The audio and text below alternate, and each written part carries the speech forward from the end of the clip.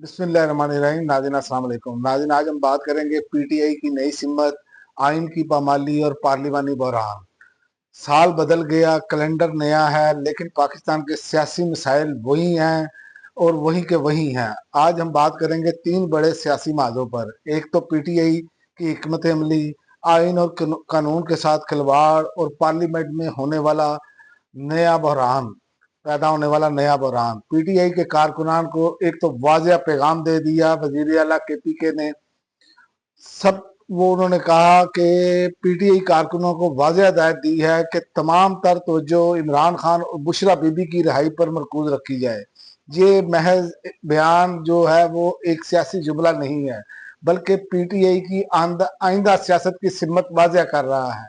शेर अफरीदी कहते हैं मुल्क में आइन के साथ खिलवाड़ हो रहा है, कौमी सांसें बेचे जा रहे हैं, इंसाफ मंडी में इंसाफ मंडी में फरोख्त किया जा रहा है, और सबसे अहम बात, आइन हमें पुरअमन एहतजाज का मुकम्मल हक देता है।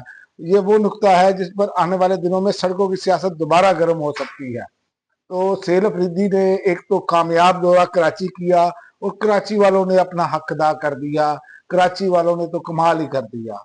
इतना कुछ पीपल्स पार्टी ने सब कुछ नेक नामी कमा कर जब आखिर में रोड़े अटकाए, वो सारा कुछ उन्होंने अपने किए पर पानी फेर दिया।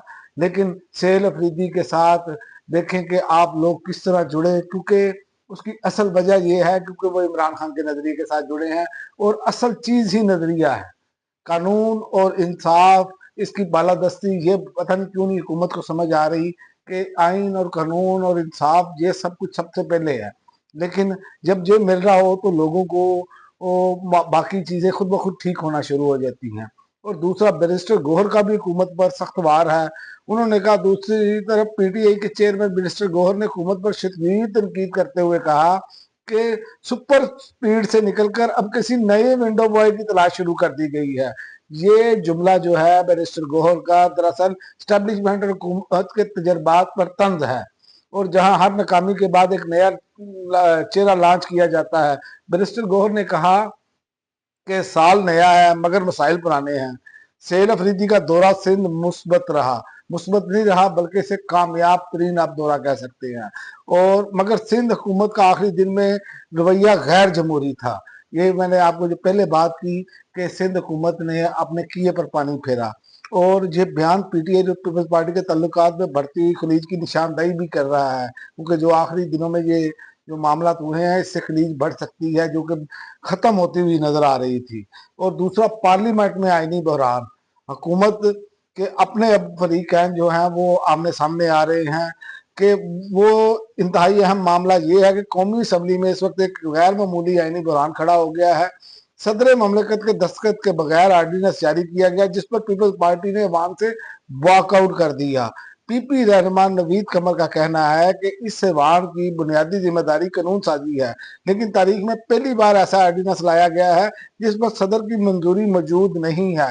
ये महज वॉकआउट नहीं है, ये हुकूमत की तर्ज हुक्मरानी पर एक बड़ा सवालिया निशान भी है।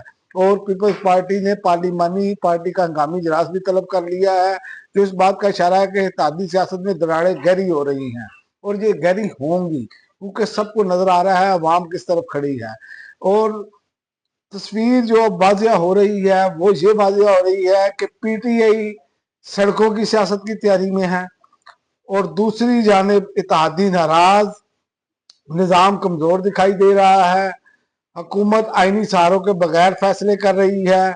और इसके अलावा या इमरान खान और बुशरा बीबी की रिहाई के बगैर सियासी इस्तेहकाम क्या मुमकिन है, ये भी एक बड़ा सवालिया निशान है।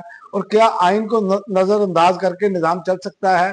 तो ये वो सारी चीजें हैं जो हुकूमत ने जो बालाए ताक रखी हुई है, एक साइड पर रख दी हैं, जो कि नजर आ रहा है कि इसके बगैर निजाम नहीं चल सकता। लेकिन हुकूमत है कि वो मानने के लिए तैयार नहीं, या हुकूमत को ये समझ नहीं आ रही, या वो करना नहीं चाहते, वो अपने इक़्तिदार को तूल देने के लिए ये कर रहे हैं। लेकिन आगे चलते हुए ये निजाम चलता हुआ नजर नहीं आ रहा। अब तक के लिए नाज़रीन इतना ही। अगली वीडियो तक इजाजत दें। अल्लाह हाफ़िज़।